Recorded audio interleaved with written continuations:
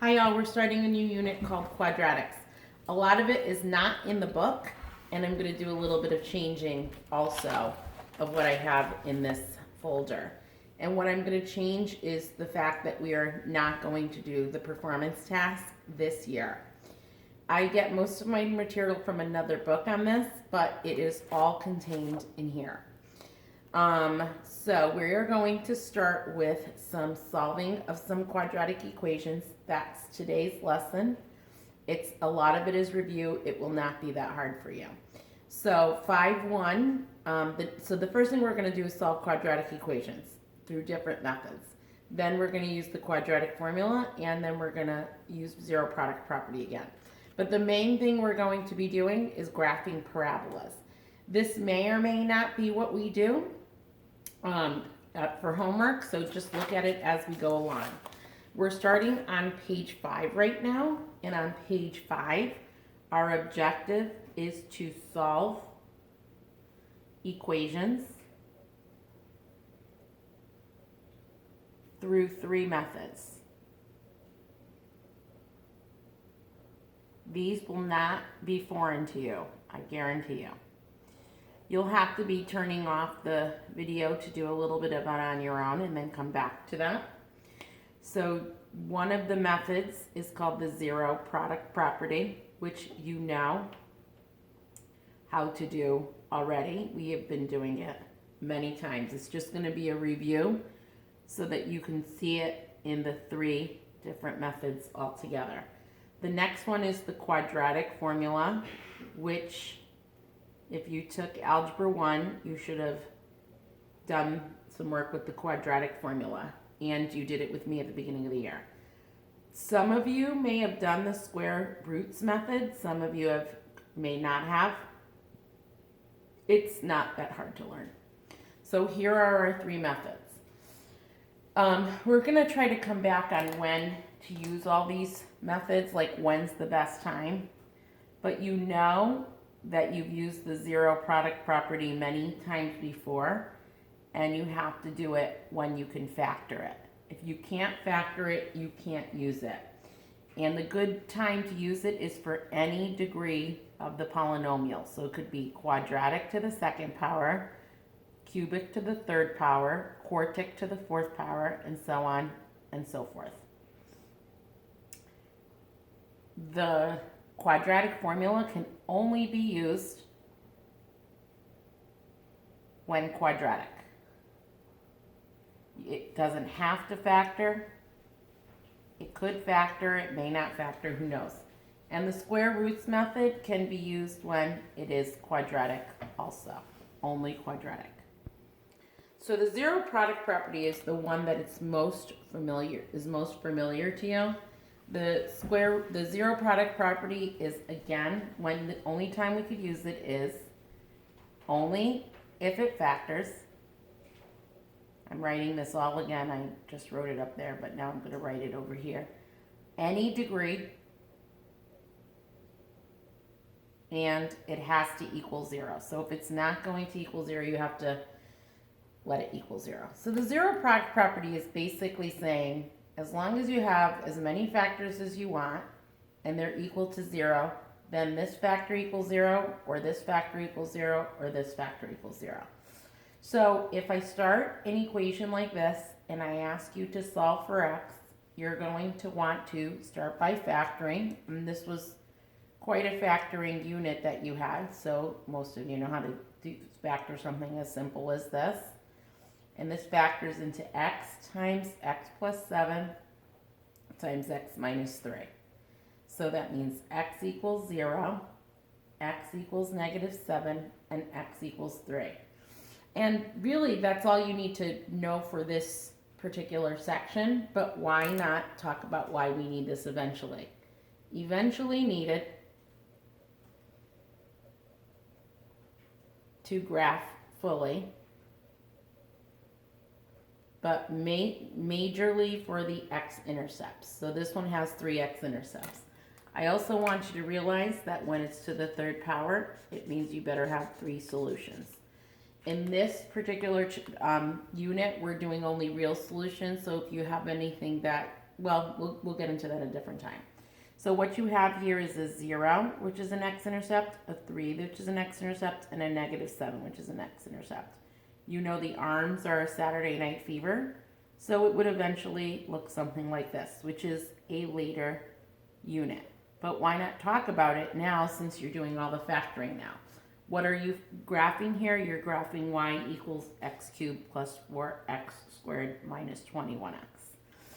So when you look for the degree of this, you say that's how many factors I'm going to have. 4, I'm going to have 3. And on this one you might not be able to tell, but you are going, once you multiply this out, it's going to be 2 factors. One of the things you have to remember is that it's always equal to 0, any degree you want. So this one's equal to 0, so you're all set to factor. This one's equal to 0, you're all set to factor. This one is not, so we'll wait. I would turn off my camera, then come back, and for these first 2, go ahead and turn them off for these first 2. Okay, now that you're back, hopefully when you factored, you had a 6x squared with, you pulled out your GCF, 10x squared minus 19x minus 16 equals 0. You probably did a little bit of work, maybe slide and divide, maybe trials to find out. Since you turned off your camera, you had some time to try it. I don't feel I'm going fast because you guys tried it. So this one would be 6x squared equals 0. This one would be 5x minus 2 equals 0. And this one would be 2x minus 3 equals 0. For your solutions of 0 as a double root, 2/5 single root, 3/2 single root. If you did this one, out comes the 5x, and then you factored it into x plus 4, x plus 2. By the way, there was 4 factors here. 1 and 2 and 3 and 4. And not 4 factors, 4 solutions. That was just a double root solution. So with these all equal to 0, your solutions are 3 of them, a 0, a -4, and a -2. What's really important on this one is that we realize that it's called the 0 product property, not the 13 product property. So your job is to multiply this out first. By the way, do not do this. Do not say 2x plus 1 equals 13. Do not say x minus 5 equals 13. It's not called the 13 product property. So what you do is you multiply this out. 2x squared minus 9x minus 5 equals 13. You can't subtract 13 from the 5 and the plus 1 over there. You have to do it from the entire trinomial. So therefore giving you 2x squared minus 9x minus 18 equals 0. So you do definitely need it equal to 0. That gives you 2x plus 3, 1x minus 6 equals 0.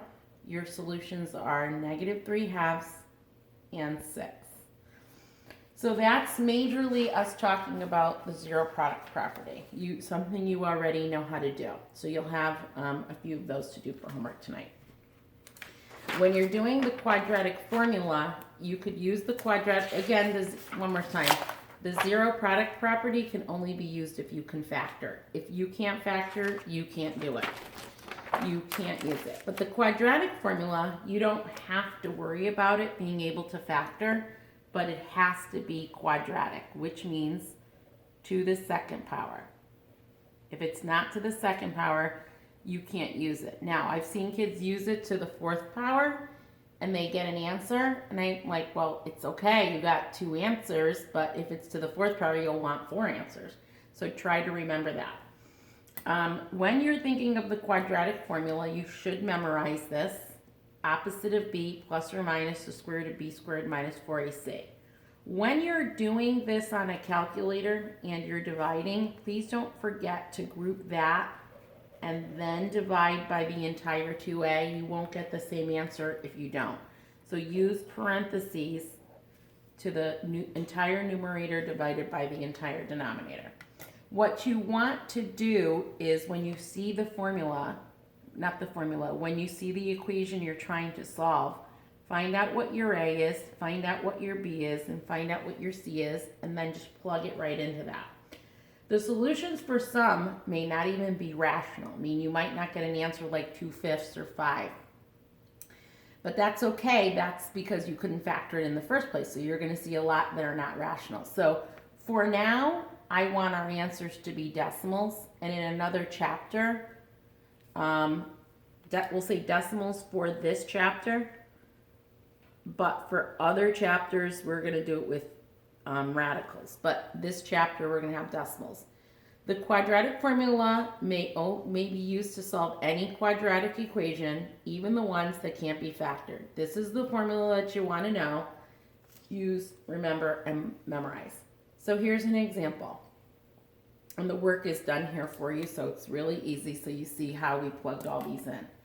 So the coefficient in front of the x squared is 1 here. That's why a is 1. The coefficient in front of the x is 2. That's why b is 2. And then the constant we're adding is -15, and that's why c is -15.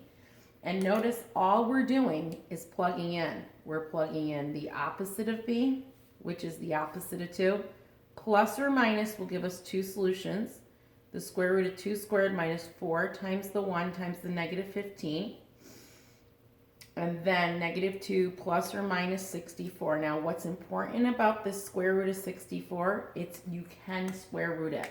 I'm not saying you're always going to be able to square root it, but the fact that this b squared minus 4ac is equal to a perfect square means that it was factorable, and we would not have had, it's over here, I'm going to show you. If you decided not to do it through the quadratic formula, this one factored, and you will get x equals -5 and x equals 3.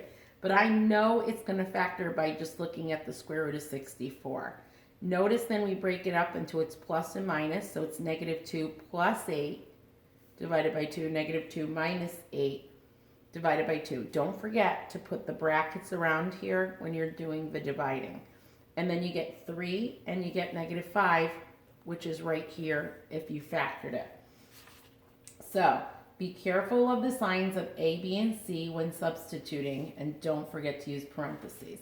Now, in the future, which why not talk about the future a little bit? It's going to be on the next section.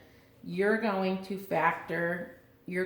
graph this, and it's going to be a parabola. So when you go graph this parabola, you're going to have a -5, that's your x-intercept, and you're going to have a 3, that's your x-intercept, and it's going to look something like that. So that's why it's so important to solve, because it'll give you the x-intercepts. This one came out very nicely. Again, if you didn't use the quadratic formula, it would have been okay because this one factors. Sometimes it doesn't factor. So what's nice about the quadratic formula is you could use it whether it factors or doesn't. So let's say you go to this next page and you're on page 7 now, and you try to factor this one. And you're like, hey, I can't factor it. Well, first let's make it equal to 0. Let's make it 2x squared minus 10x plus 3 equals 0. And try as you might, it just doesn't factor. You're going 2x and a 1x and a 3 and a 1, and hey, I can't factor it. Always make sure, though, it is equal to 0. You'll notice that since you can't factor it, the best thing you should do is do it through the quadratic formula. Your A is 2, your B is -10, and your C is 3. They're telling you what's really important is make sure you got, when B is squared, that you know your answer is positive. So if I'm going to take a -10 and square it, it's going to be a 100. Some of you might do this on your calculator, and then you'll get a -100, which is true and correct, but you want to make sure if you're squaring -10, it's going to be a positive. So here we go. It would be x equals, you can turn off your camera and try this one on your own if you want, and then turn on your camera again. And then plus or minus the square root of -10 squared minus 4 times 2 times 3 all over 2 times 2.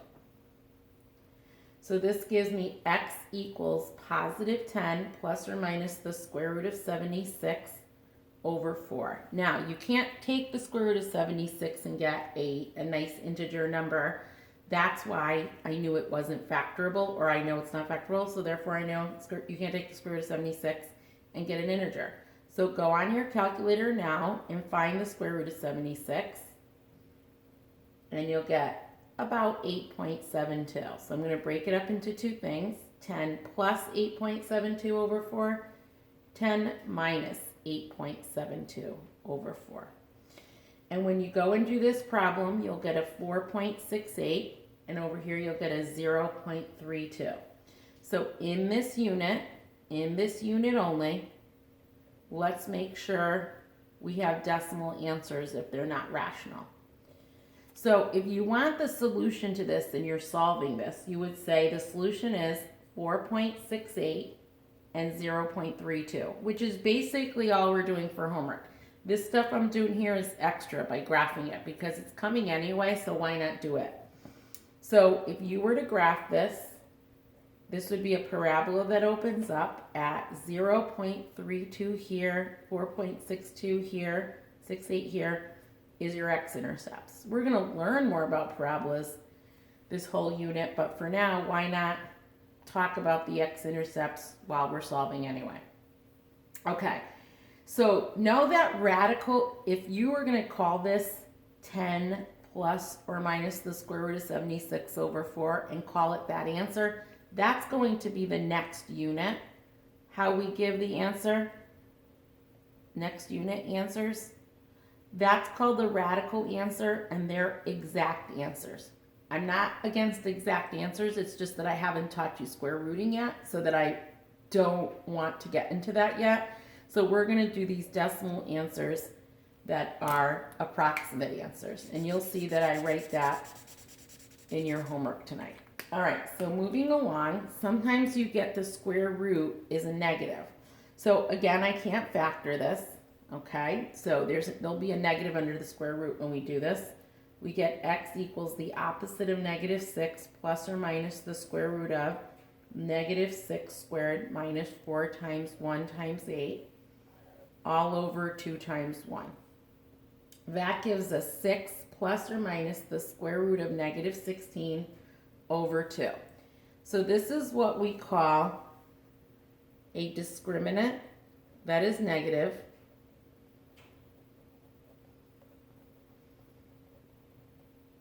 and therefore there'll be no real solution, and therefore that means that there's no x-intercept. We're going to talk more about this on a chart that I have, and we're going to take notes on. But for now, you just don't give me an answer to this, and you just say, well, you do give me an answer. You say no solution. In the future, you'll be giving me a solution with the letter I, and here's the I right here, but that's more for chapter 6 and not for this chapter. When we take the square root of a negative 1, we get I. You don't have to worry about it. What do I mean by no x-intercept? It means it'll be a parabola that opens up like this. Notice no x-intercepts. All you have to declare today is that there is no solution. Okay, moving along. Why don't you try these next 3 on your own and then come back. So try, well, I think I did this one over here, so I'll finish this one with you, sorry.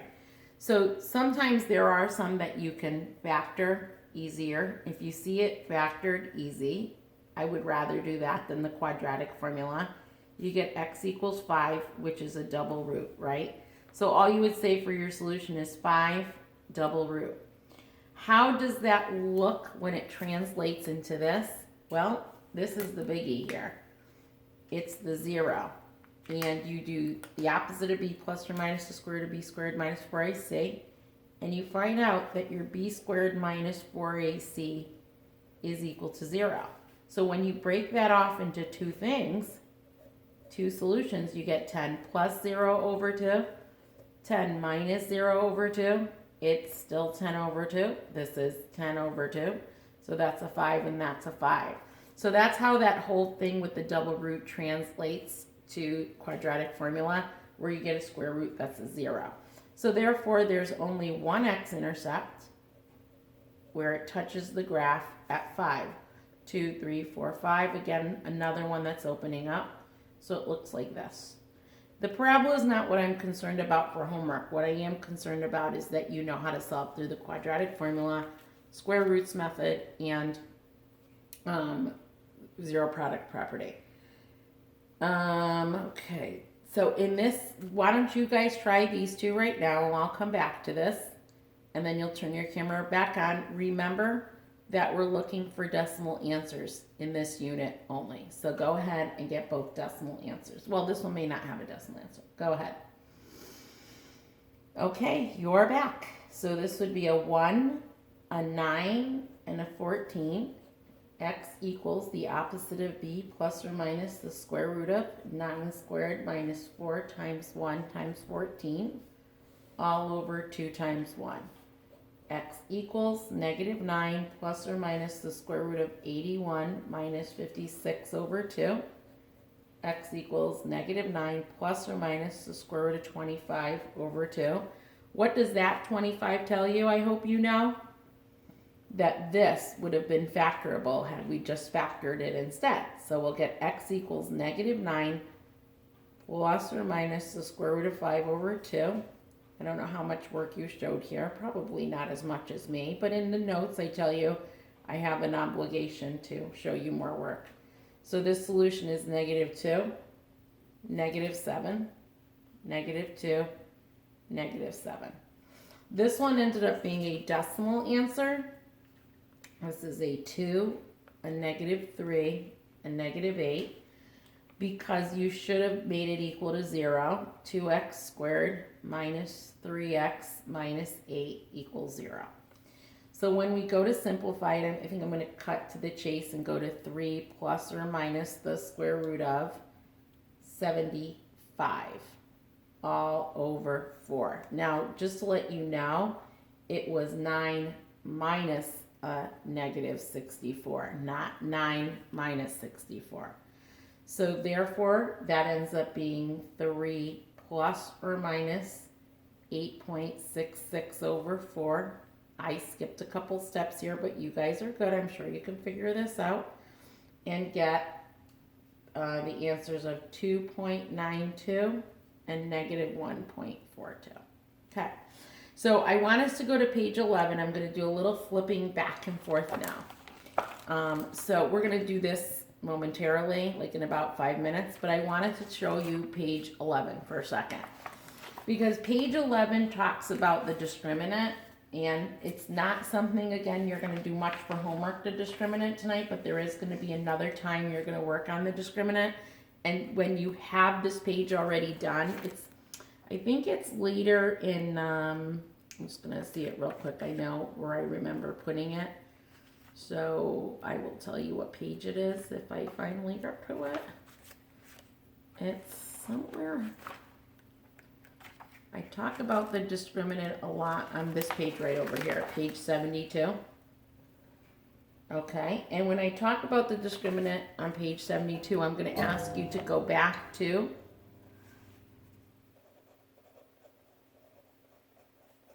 page 11 in this green orange packet. All right, so the discriminant is really just a name given to the expression that appears under the radical sign. So the b squared minus 4ac is the discriminant, not the square root of it. It's not the square root of b squared minus 4ac. That's not the discriminant. The discriminant is actually b squared minus 4ac. So there's a few things that can happen to b squared minus 4ac. B squared minus 4ac might be greater than 0. B squared minus 4ac might be equal to 0.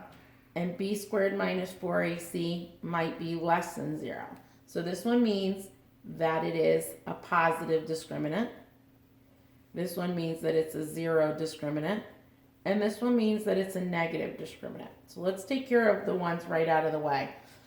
So if you remember when it was a negative discriminant, I'm on page 11, but I'm going to flip back and forth.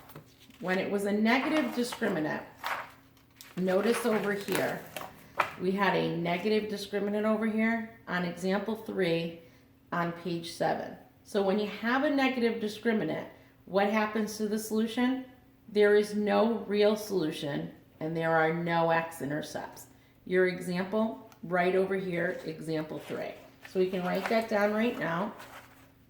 I can, what was it? X squared minus 6x plus 13.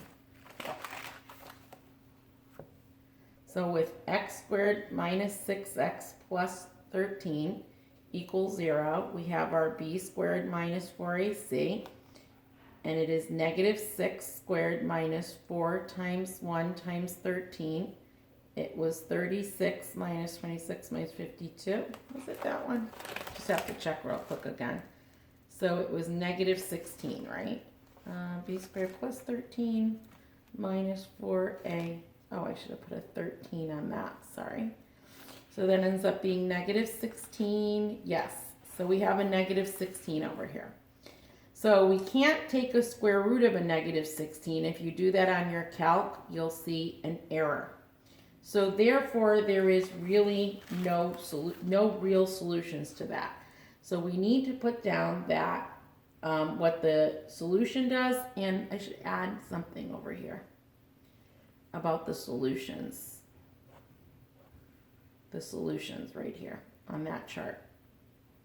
So it means that there are no real solutions, but there are two solutions, they're just not real. And when you go to graph it, it might graph like this, it might graph like this, but there will be no x-intercepts. Okay, so that's what happens when b squared minus 4ac is less than 0. Sometimes b squared minus 4ac is equal to 0, much like in this problem that we had an example for on the page prior to that. So on this page, x squared minus 10x plus 25, x squared minus 10x plus 25 equals 0. We ended up having a b squared minus 4ac look like this, negative 10 squared minus 4 times 1 times 25, and that was equal to 0. And if you notice what happens, you end up getting one solution. The solution was 5, so therefore you get one x-intercept. Some people think that if you have a 0 under the discriminant, it's 0 solutions. No, it's one solution, and it's one x-intercept, and it'll just touch it. I'm not saying it's going up or down, but it just touches it. Okay, so what's going on with the positive one? Well, the positive one, two things can happen. You could have x squared plus 2x minus 15 equals 0. Your b squared minus 4ac will be equal to 0, greater than 0 on this one. Or you might, so let's do something like this where we have our b squared minus 4ac become 2 squared minus 4 times 1 times negative 15. So it's 4 minus a negative 60. So 4 plus 60, square root of 64. So we get a perfect square, and it turns into plus 8, and then we minus the 8. And what happens here is we do have two solutions. And we do have two x-intercepts. The difference is between this and this is that you have integer solutions, and it was factorable. Integer solutions that were factorable. And you know it's factorable, so it's nice. You can factor it. But if it's positive, and say you have a b squared minus 4ac, that's equal to 76, like one of the problems we did. On the one where it was equal to the square root of 76, I believe on page, where was that one? Yep, right over here on page 7. We did get it factored. We didn't get it factored. We had two x-intercepts. They just happened to be decimals. So we're not going to have integer solutions on that one. But the square root of 76 provides two decimals. It was not factorable, but it does give us but this and this gives us two solutions and two x-intercepts. Okay, and we're going to talk more about the nature of the roots when that happens on that page that I showed you in the future. So again, want to tell you a little something about this, a little bit more. It has no real solutions. You might want to also say no real roots, no real zeros. I just want you to know that we're not working with imaginaries yet. So right now, say not real. That's all you say right now. I'm going to go back to page 9 and teach you the new way of solving. And this is the square roots method, the last thing I'm teaching you today. Okay, with the square roots method, you need to have, we're on page 9. Oh, let me just see where, oh, by the way, I just wanted to show you something. This page over here, page 11, it's all right over here on page 12 if you want to reread it with some different examples. So here it is, a summary of page 11 is on page 12. Okay, so going back to the square roots method. This one doesn't take too long to teach the square roots method. All right, so it's really nice when the square roots method is already isolated the x squared for you. I have to find my notes on it. Here it is. So what you do is, it's not one of those that is equal to 0. It's usually equal to a number, usually. So it's usually x squared is equal to a number, and it's not necessarily 0. It could be 0, but then it's no fun. Okay, so on this one, the square roots method allows you to, whatever you do to one side, you do to the other. If you do just that, you'll get just the answer 7. But as you know, we're going to need 2 solutions. So when we take the square root of both sides, we do the positive and the negative version of it. So therefore, the answer is positive and negative 7. But before you take the square root of both sides, that x squared has to be isolated, and therefore you get x squared equals 2 when you divide both sides by 2. Now you square root x squared plus or minus the square root of 2. We're interested in decimal answers, this unit, so do it to the nearest hundredth. So on this one, let's isolate the x squared, and I get x squared equals negative 4. When you take the square root of a negative 4, you will get an error on your calculator. So your answer is no solution. No real solutions. We'll say no real solutions because there are some imaginary solutions. All right, so what you'll see a little bit different is on this and this is you will see that this one is already squared for you, so don't unsquare it, because all you have to do to this one is take the square root of this side, and you unsquare it, then you plus or minus that side. So don't multiply out x squared, it's already squared for you. So now the square root of x minus 3 squared is x minus 3 equals plus or minus 2. Now you add the 3 to both sides, and what you get is x is equal to 3 plus or minus 2. So it's 3 plus 2, 3 minus 2, and your answer is 5 or 1. That's your solution. On this one, before you square root both sides, subtract 8 from both sides. You get x minus 5. It's squared. It's equal to 49. Now you square root this side, and you plus or minus square root that side, and you get x minus 5 is equal to plus or minus 7. You add 5 to both sides, and you get x equals 5 plus or minus 7, which is 5 plus 7 and 5 minus 7. So your solutions are 12 and negative 2. So I'm going to tell you your homework now, but I want to just talk real briefly about something. I don't know if you can see this, so I'll say it out loud. And if you don't, it's written in Google Classroom anyway. So one of your homeworks is to upload the pages we just took notes on, and another page I'm going to do. But you're also going to look at these 3 pages, page 17, 18, and 19, and you are going to do only the odds from them.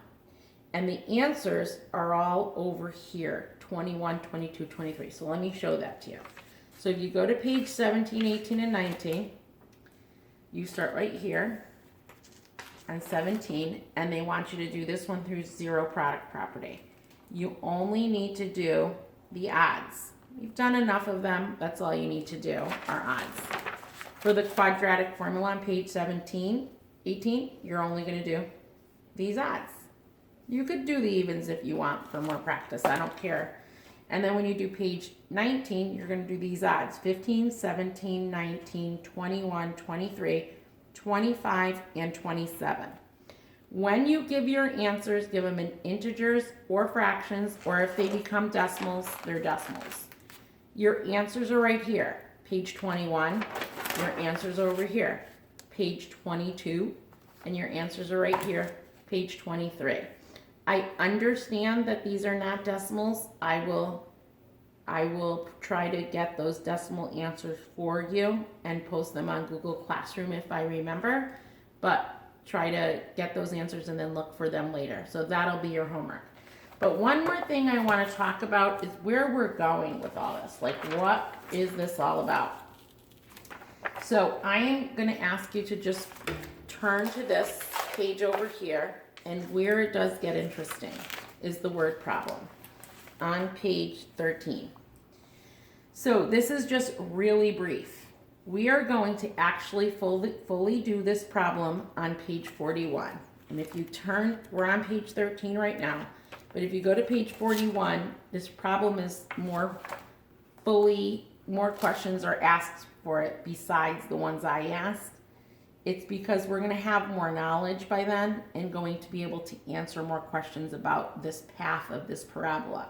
So that's why I'm calling it a revisit, and then it's going to be a great problem when we revisit it. But for now, I want to tell you why I'm interested in you looking at this now. So if someone gives you a path of something, and then right now this is the path of a 41-yard punt. So you know it's a parabola. Well, anything squared is going to be the parabola because you know that the hands of it, the arms go down, down, or up, up. And we've seen that parabola before. But we know it's going to open down, this parabola. And the reason we know is, well, there's really actually two answers. It's because you know stuff about the arms of the graph and that the A is less than 0. But through science, you should know that if you kick a ball, the path of it will open down because of gravity. So if we're talking about the path that this ball is kicked, this would be the distance across and this would be the height. Now, it says the punter kicked a 41 not year old, but yard punt. The path of the football is modeled like this equation, where X is the distance in yard and the football is kicked, and Y is the height in yards. This is where the sketch looks like. It starts at 1 because of the 1. You don't know that now. It goes up and eventually it comes down. And then it lands. So where does it land? That's the question. Where across the field does it land? That is the height of 0, right? We've done this a little bit before. So if the height is 0, I'm going to take this function and replace the y with the height of 0. And then you take this problem like this, as you see it, and then you have to solve. And the best way you solve it is using the quadratic formula. And I am not doing this now because we're really not ready for it yet. We need a little bit more practice with the quadratic formula. One of your answers is going to come out positive. One of your answers is going to come out negative. The negative answer is going back in time right over here. Can't go back in time because you know what we would reverse if we could go back in time. So I do want you to know that we're going to look at this on page 41 eventually, and we're going to learn about where it lands. We're going to learn, you don't have to write this, what its highest point is. What if you caught the ball at 3 feet? And what if it was 10 feet across? How high is it? So we're going to learn a lot in this very last problem about the height and how far across the field it goes. And you don't want to just do it by just graphing like this and making a table. You want to have a little bit more. You want to know where it starts. You want to know its highest point. You want to know where it lands. You want to know if it was intercepted. And you can't exactly know where it is intercepted, so you have to do a little math calculation and say, if he jumped up to 3 feet and it was intercepted there, what would then, how far across the field would it be? So the 3 would go there, and then you don't know what that is. So it's a little bit more complicated than just throwing the ball or kicking the ball. All right, I will put this all on Google Classroom.